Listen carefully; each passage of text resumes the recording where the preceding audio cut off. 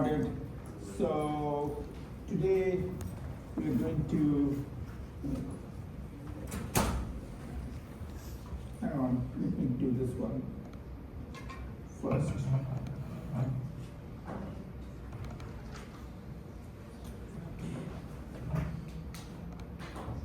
So you'll do this while I talk.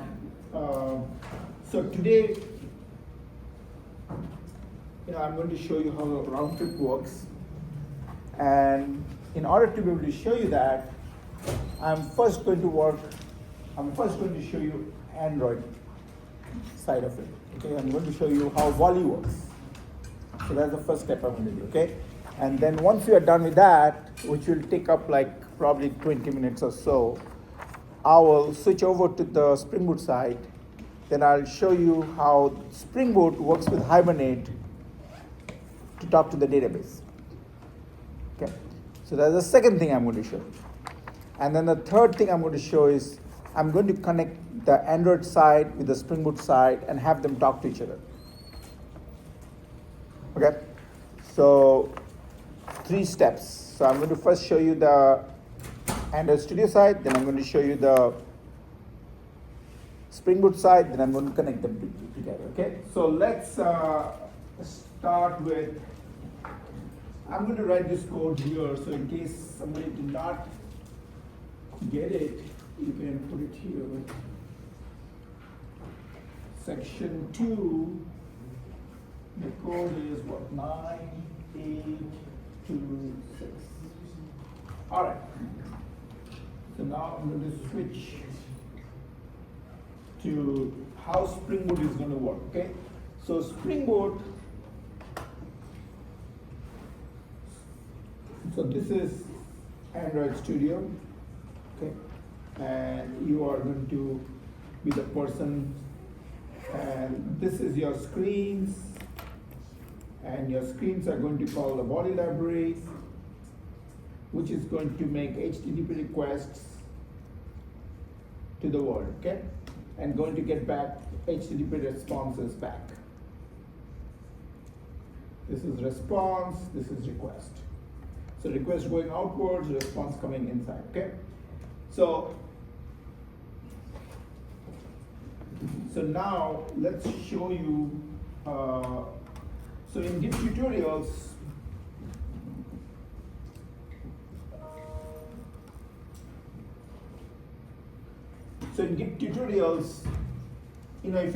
if you go down a bit and go to Unit 2, you'll see there's front end, and then there's Android, Unit 2, 1, Volley. So that's the example I'm going to use, okay? And then here you see back end, Spring Boot, Unit 2, 1, 1 to 1. So that's the example I'm going to use. So I'm going to use for Spring Boot, I'm going to use this example. For Android Studio, I'm going to use this one, okay? So let's do the Android Studio one first. So to save time, I've already installed the code and I've checked that it runs, and you can see that. So I have this Android code here. And if you look at the code, there are all these pieces of code, okay? Image request activity, JSON array request activity, JSON object request activity. And you know that activities correspond to screens, okay? So you have main activity, you have string request activity, and the Volley singleton, okay? This Volley singleton is a code that you must have in your project if you want the Volley to work, okay? So that's one of the things you need in your project. In addition, you need some other things I'll talk about later. But what your main activity does, so let's look at main activity. What does it do? And front-end people should be able to look at this and tell me what it does. All of you can see the code, right?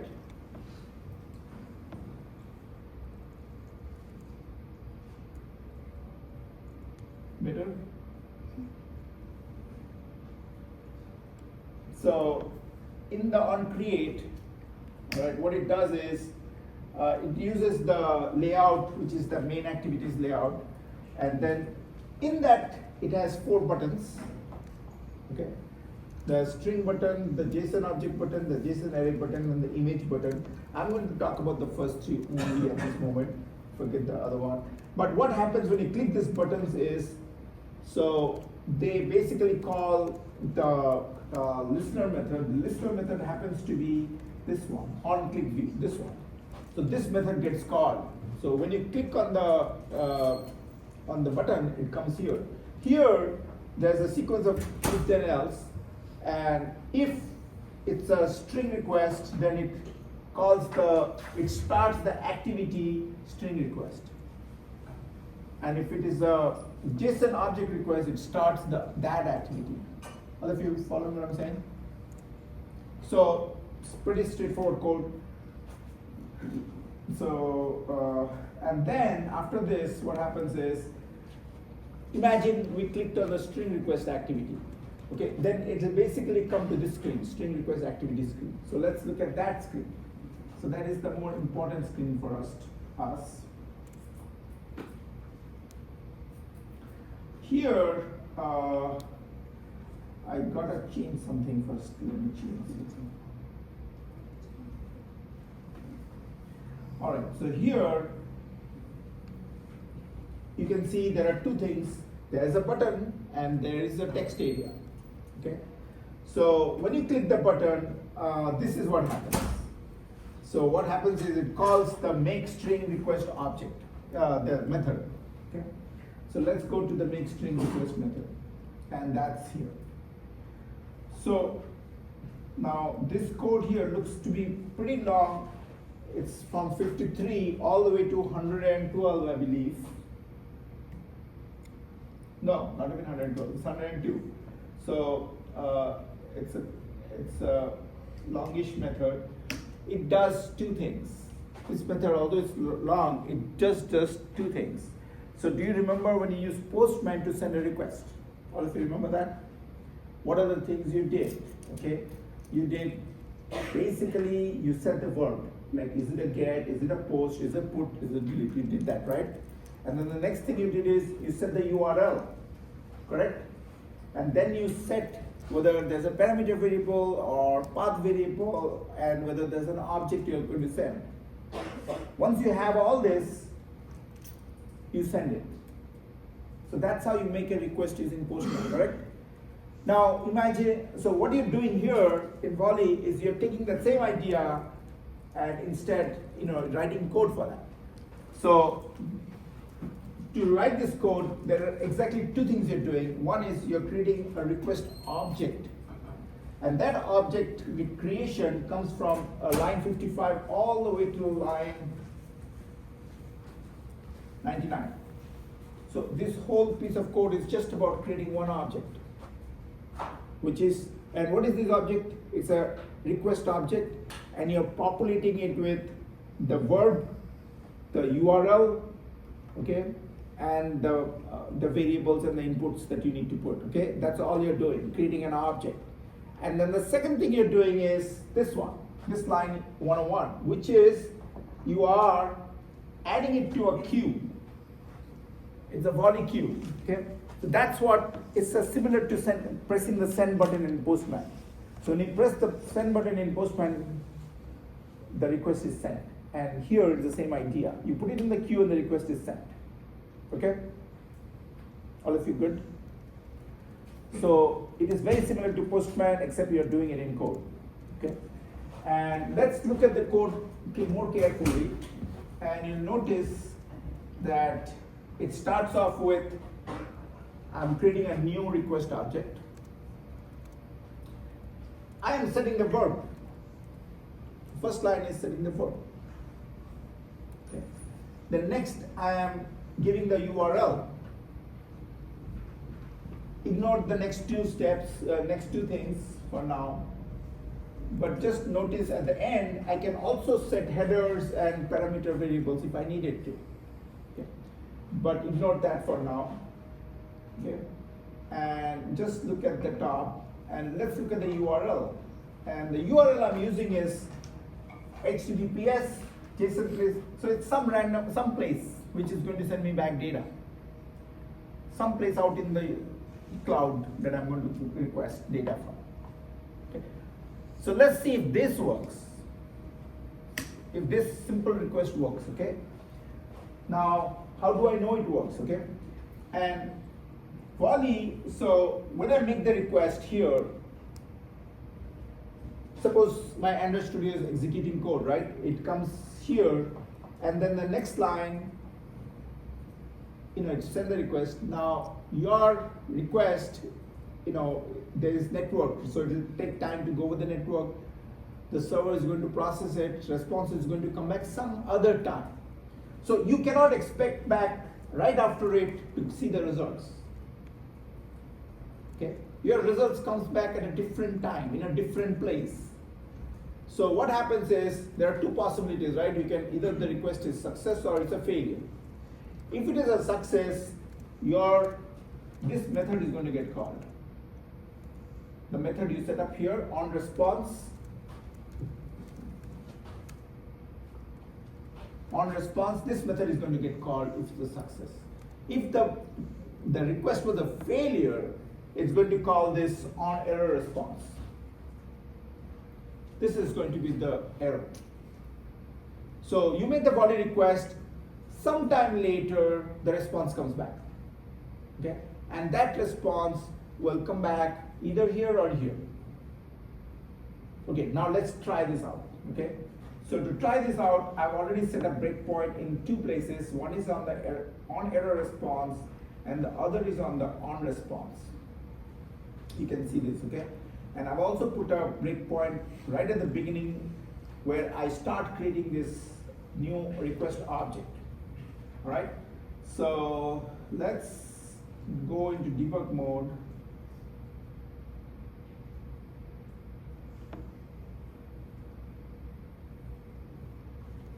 This screen is your main activity screen, okay? It has these 4 buttons: string request, JSON object request, JSON array request. Let's click on the string request. And then when you click on the string request, it goes to a different screen, which is the string activity screen, okay? String request activity screen. There are 2 things. One is the button and one is the response value. I'm going to click on the request button, and that is going to call this method make string request.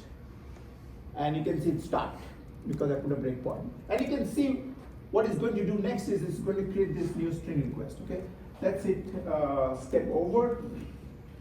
So I hit step over, which is this button here, and then you can see it did the whole thing and created an object. And then at this point, it's going to put it in the queue, which is basically the same as sending it, okay? So right here, I've sent it. Now, I've sent it, this thread is stopped, it's not showing anything, that's fine, let's resume. And when you resume, you'll see it came here. So it came to the on response, which is a successful response. So it made the call, it got back something successfully. How do you know? Because it's on the on response one. If it is fails, it will be in the on error response, okay? So now let's look at what did it send back. And this log thing, what it does is basically a debugging thing. It also logs the data. And you can see whatever it comes out in the log. So there's a log cat with a cat symbol. Can you see is it cute? Nah. It's just a cat symbol, okay? So click on that and you can see the logcat, this is actually coming from your device, okay? And what did I do? Did it stop in the on error response? So let's step over and see what else. I don't know what's happening. Debug. And then let's step, no, it's not, it stopped here, sorry. Let's step over, and you can see what happened in the logcat is it printed out here. It printed out what it got.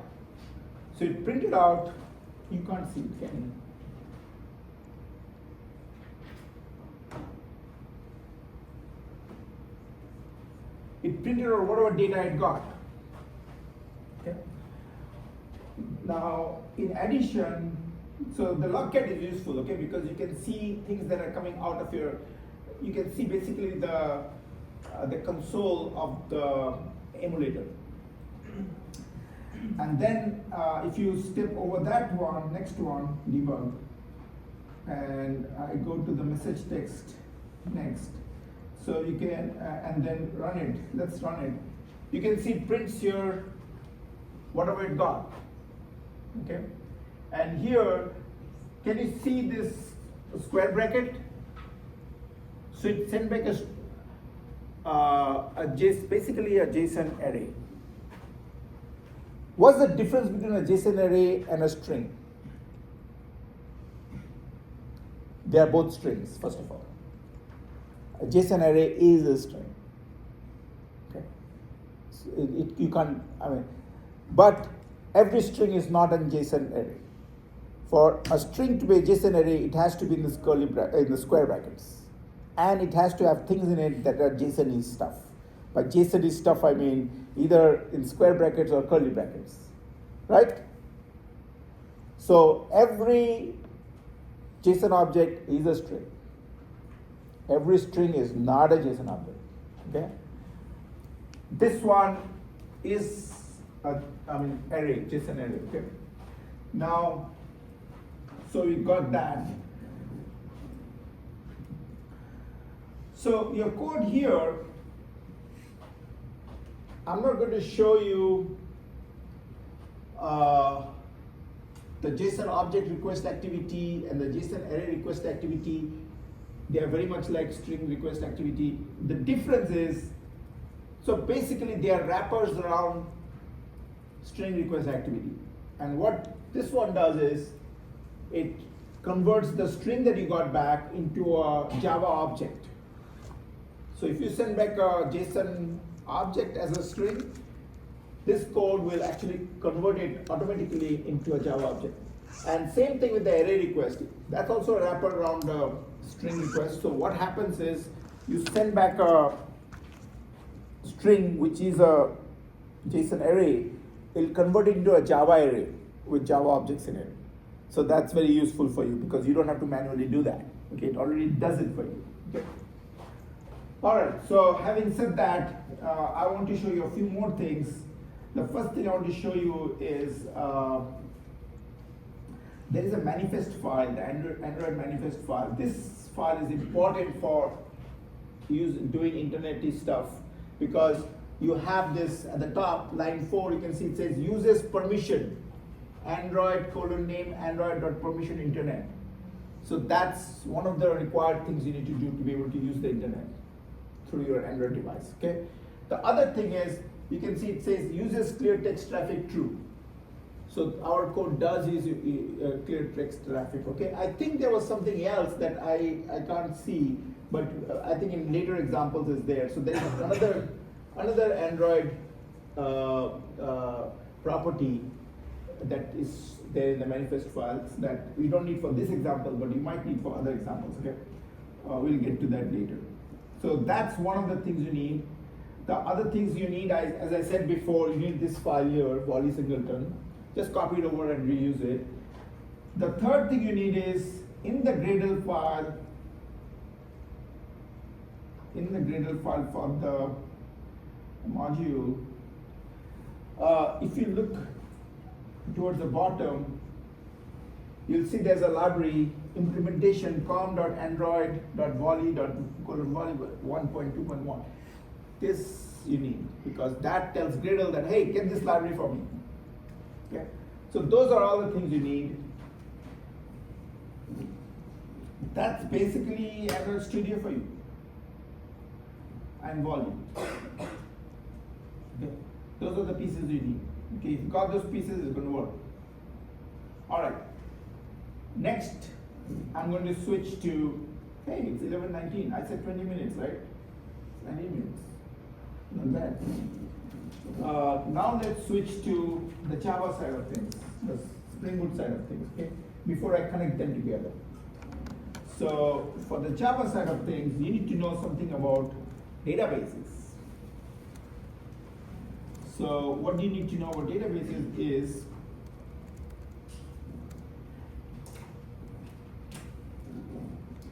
so your database, which is MySQL or H2 or whatever, it consists of tables. It's a world of tables and rows, columns and rows, okay? So this is table 1, this is table 2, this is the header of the columns, these are the rows of the column, this is the header of the columns, and these are the rows, right? Your database, this is the database. Your database understands the language SQL, which is a structured query language, and it consists of things like select star from T1, which is basically the same as saying, hey, give me all the rows from T1. It has something like insert blah into T1, which is same as saying add a row to the table. It has got delete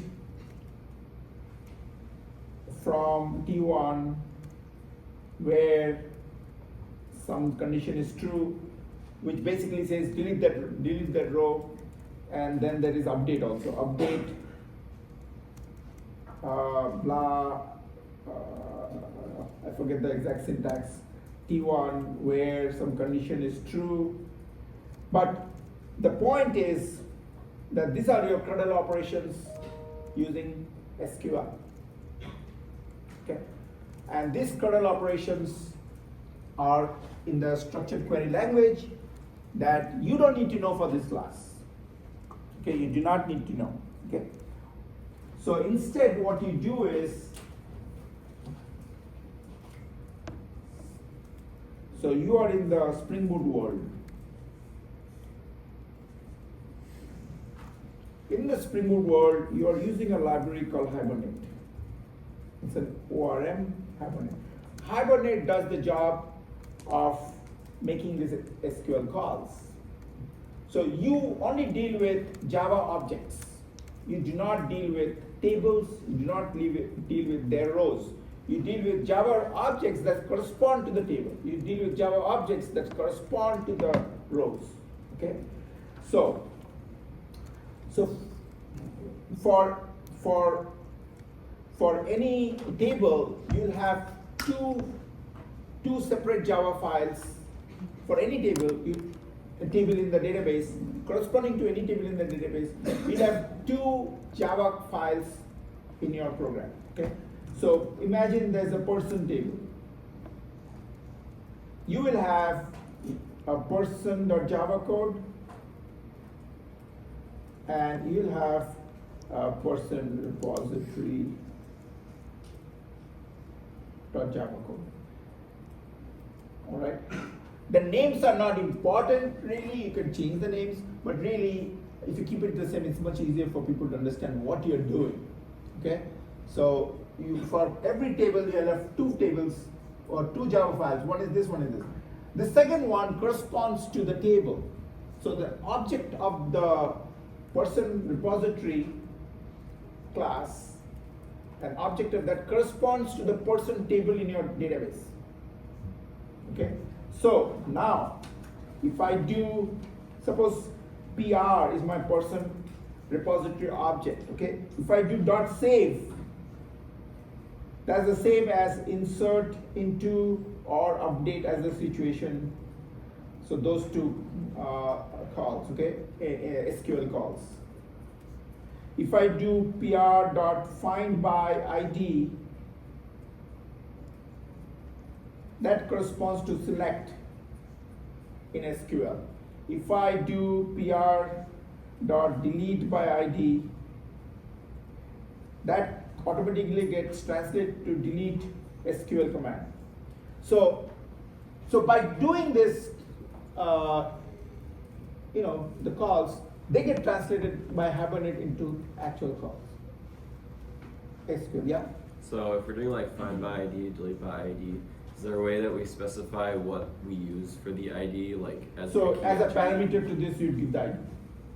But like, how do we specify what when we're like say we create like a person class, like how do we tell? So for Hibernate, a good idea is to always for every table have a field called ID, which is your unique ID, which is this, okay? But there are other ways, what you are saying, like if I want to find my name, you could do that. So you could say find my name, okay?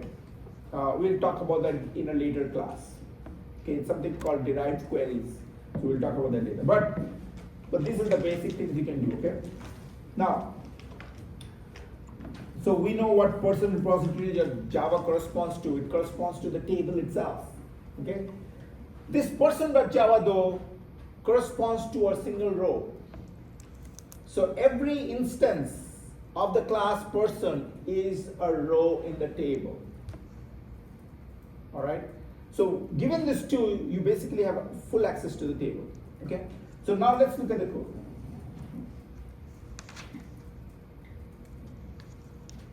So let me switch over to IntelliJ, which is also running. And I've opened the unit 2, 1-to-1, it says here, so I've opened that.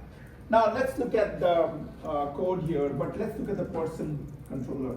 So you can see here, I have in the person folder, I have three things: person repository, person controller. The person and person repository corresponds to things in the database. Okay. Whereas this is, our entryway, right? Controller, is the entryway. Okay, let's look at the person repository. Now here, it's basically an interface. Spring Boot knows how to convert that into a real object. Okay, you don't need to worry about that. Okay. The key part here is it extends this repository.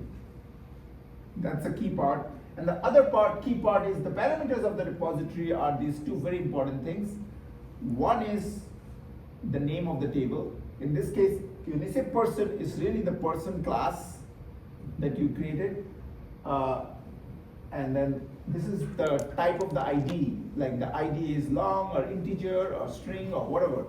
You should keep it long typically, okay? So long, so this is not going to change. The only thing that's going to change is this one. The rest can be remain similar. These are, you just name these things. You don't actually have to, you don't write code for them. They get automatically translated into code, okay? So you don't worry about it, but you can refer to them, okay? That's basically your connection to the table. You also need a person.java. This one corresponds to the entries in your table. So the important thing to note here is this annotation add entity. When Spring Boot looks at your code, it sees this add entity, it knows, oh, that's a row, that corresponds to a table. Here in entity, you can also say name is something. So then it will know which table's row you're talking about.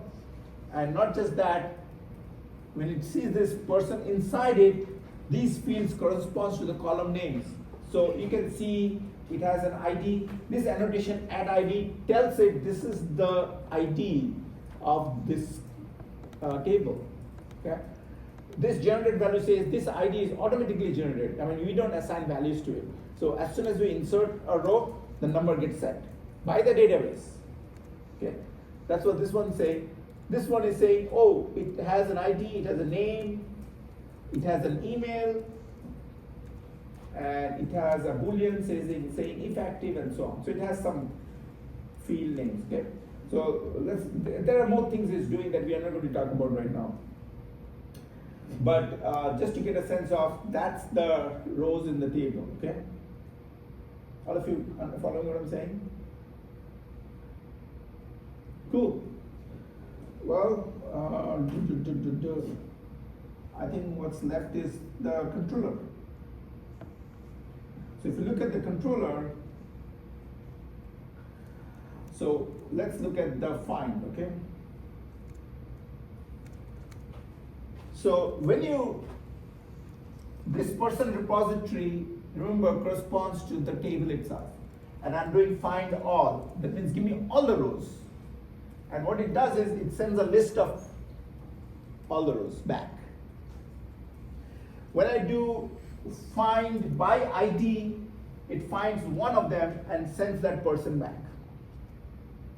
In the post mapping, okay, where you want to insert a row, you can see that it saves a person object. So that's saving a row. That's inserting a row into a table. Okay. If you look at the next one, that's the update. The next one is update. Look at the delete. It's similar. Okay. Person repository dot delete by ID. So that's the row is going to delete. So that's how you're making calls to your database. Okay. And there are a few more things you need to know. One is that in resources, there's a file called application properties. That's very important to set up. So if you look at this here at the top, you can see it's saying port 8080, but look at this one, Spring data source URL. That is actually telling Spring Boot what is the URL to use for your database. And here it's saying it's a JDBC H2 database, and it's in memory, and that's the name of the database. And then here it's saying the password is SA, username is SA, password is password, and this part is useful, H2 console enabled is true. So those are the things you're setting, okay? And then let's see. Okay, that's one of the things you need to set. The other thing is, which is already set for you, is if you go to pom.xml,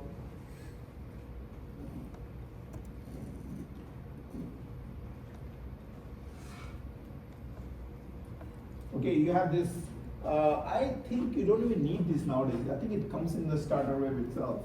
But anyway, if you wanted to specify the H2 database, should be there. The library, so it pulls in the library from there. Okay, but I believe it's already there. Anyway, so let's see it working. Let's run it. Okay. So what happened? Where's the code?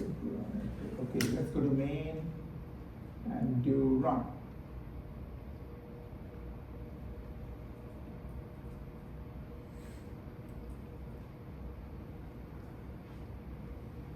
So it's doing stuff, it does a lot of stuff.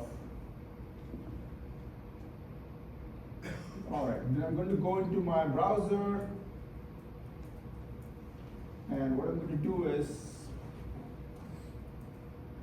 localhost, localhost colon 8080/persons. And what it did was, it sent back a string. It's an array of persons, okay? And I can see it in a prettier version. So this is an array of objects. Each object is a person. So this is a person object with the ID 1, that's John. ID 2 is Jane.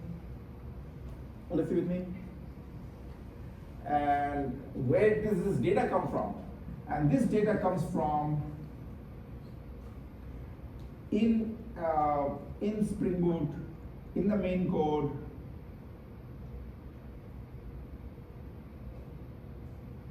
at the bottom of the main code, there was a command line runner code that was written, which creates new persons and saves them in the repository.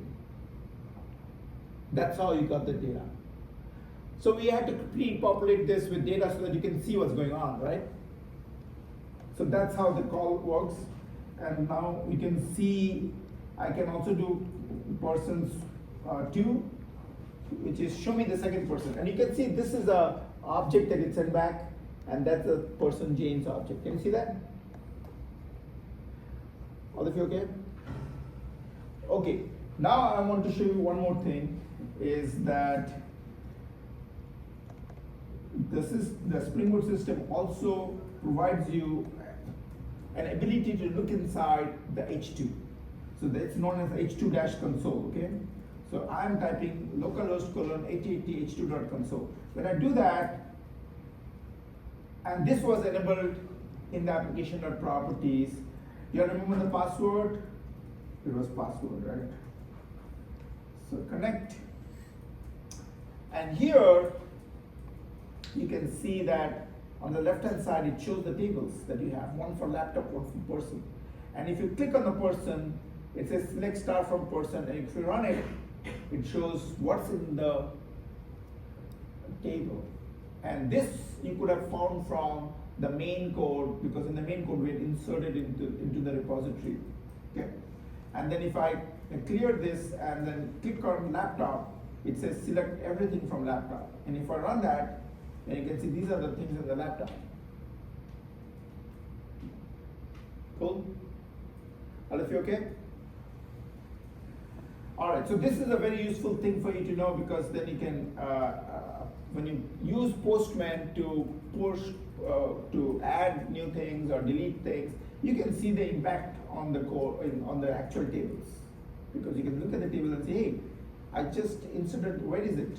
You know, you can see it, all right? So it gives you visibility to the tables, okay? All of you good? Any questions?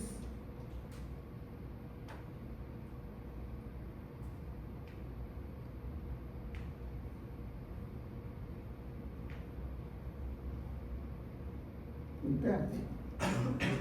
One of the things we did in Spring Boot code, if you look at application properties again, you can see this line 4, which says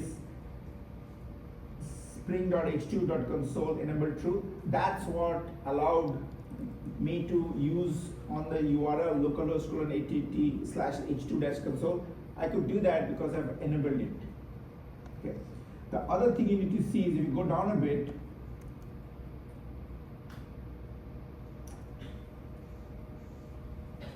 this one, here, line 14.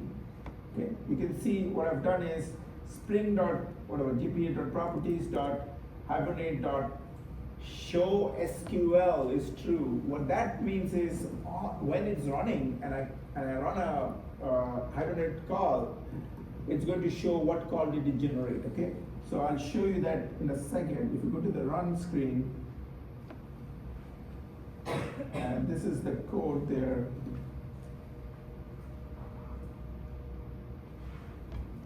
Can you see here it says Hibernate select something? That's the SQL thing it generated, that it sends to the database to get the results and show back to you. And then it had another one before that. And it shows this because I have set that show SQL to be true. Okay? All right, so that's that. Now let me do the connect. Let me connect this code with the Android code. That you realize that's like a full round trip, right? Because on the front end, when I'm clicking on something, it is making a call to Volley, which I'll make it call to the Spring Boot side, which will make a call to the database, and it's going to return the results. Okay? And so that's a round trip. Okay? That's the simplest thing we expect from you for the demo. Okay? For the demo too. So let's to do that, we have to go to the Android side of things. So here's Spring Boot. Okay? Now let me show you one more thing that you need to do. First of all, how do you make Android device talk to some computer? What URL should you give? Okay. So whatever the host name is, right?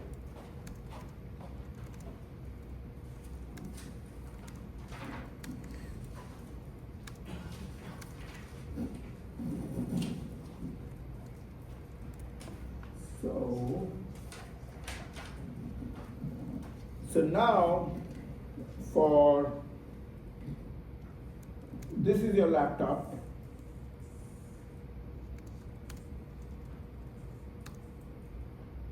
If I do localhost on your laptop, it means your laptop. some process on your laptop, right? So localhost on your laptop means some process on your laptop. Now, your emulator is like a separate computer.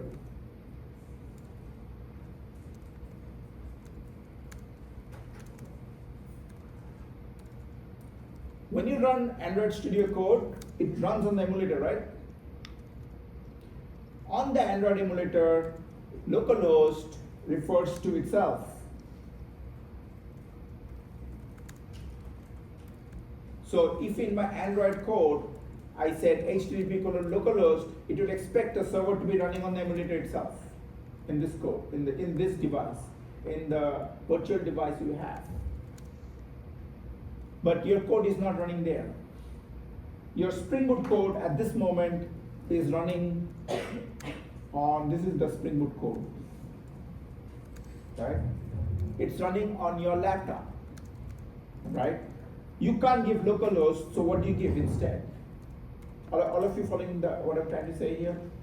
So there's a special address you have to use, okay? And that address is 10.0.2.2. That address is, if I give 10.0.2.2 in the emulator, to the emulator, it is my localhost. So if I want to connect this Android code with the Spring Boot code I'm running, I have to use this address, hostname. And I have to use port 8080 because that's the process connection, okay? So now, all of you on the same page here? All right, so what I'm going to do is, I'm going to go back to my string activity, go up all the way, and then here, this was some place, I'll comment that out, and I will uncomment. Professor, I think you forgot to change the screen. Thank you so much. So I commented, I went to the Spring request activity, and what I did was, I commented out this line here that it was getting the data from, but instead I want to connect it to my code. And my code is running on 10.0.2.2:8080. And if you remember, the thing was persons, correct? So I'm going to run it there, okay? I'm still in debug mode, so that's good. So I have to stop this code and run it again.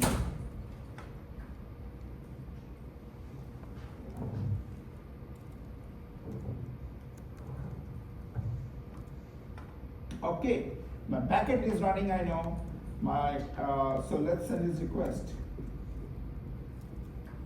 And now it stopped here, which I wanted, but let's hover over the URL, and it does say 10.0.2.2:8080%, which is what I want, okay? Note that I used HTTP and not HTTPS. That's because my backend is running HTTP, okay? It's basically talking in that protocol. Okay, let's send this off and see what happens. So let's fast forward. And then you can see what it stopped is, it stopped in the on response. Now, if I look at the response here at the bottom, which I don't know if you can see, but that's a string. It's a long string with 1134 characters long, but it's a string. Okay? But it's an array. Can you see this is the data that I had in my code? It was about John, and then later I think if you look more it'll be Jane, right? So it's actually sending back the stuff from, so it's actually talking to my server. So it's as simple as that to connect your client to the server. You just have to change the host name, port number, that's it. Correct? And if I just want to get one person, I can go to the top and change the URL to person/1. Or let's get Jane back. So /2. And then stop it and rerun it again and see what happens.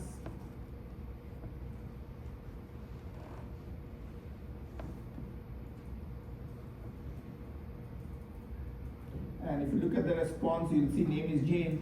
Well, let's run it more. And you can see it shows here.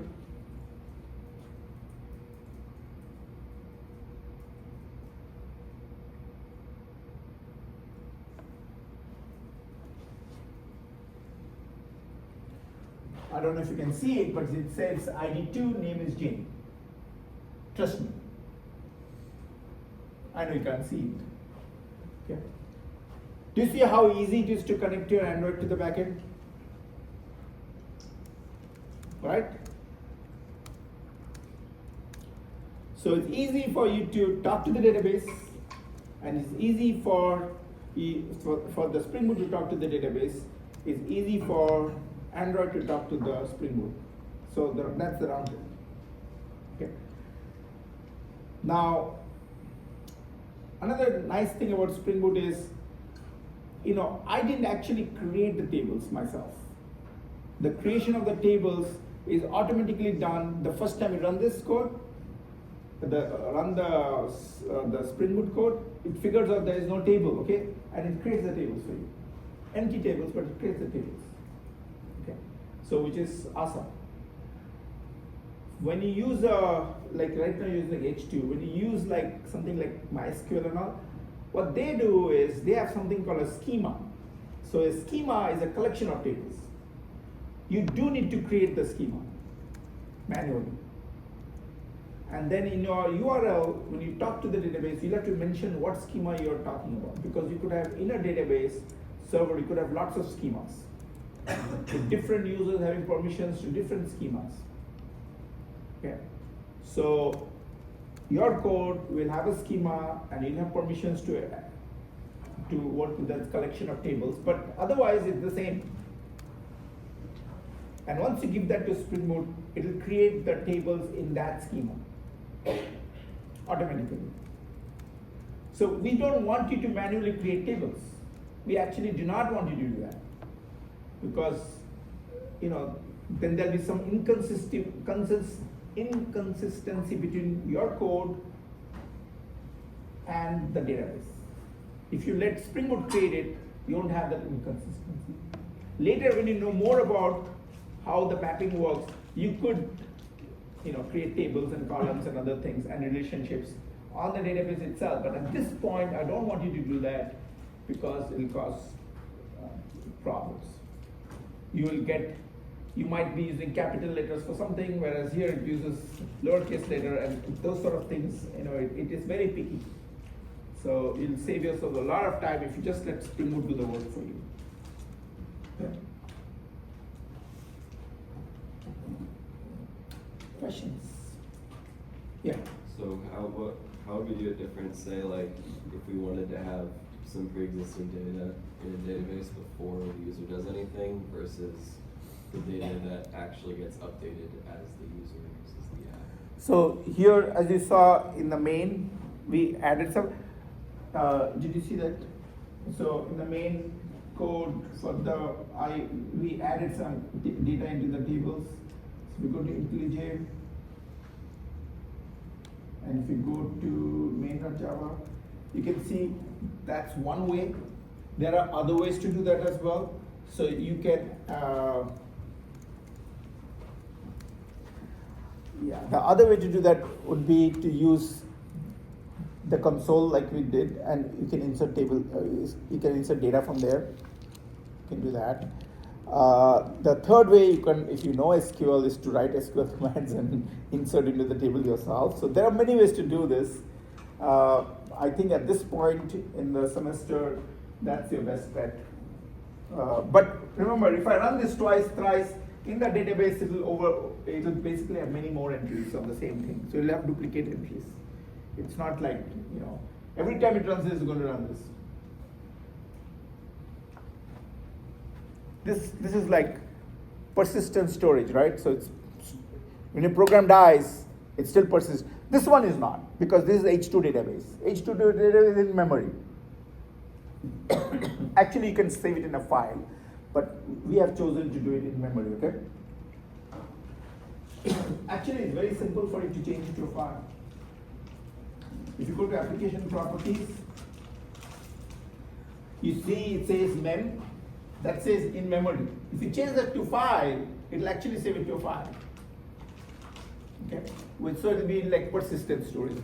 Right now with mem, it is not persistent. So as soon as your Spring Boot program dies, your data is gone. Okay, when you run the SQL server, your data will be persistent because even though your server dies, the backend database is running or wherever it stores it, that will still be there. So that data is not going to vanish. Okay, cool. We are out of time. Thank you everyone and good luck if you are going to the interviews.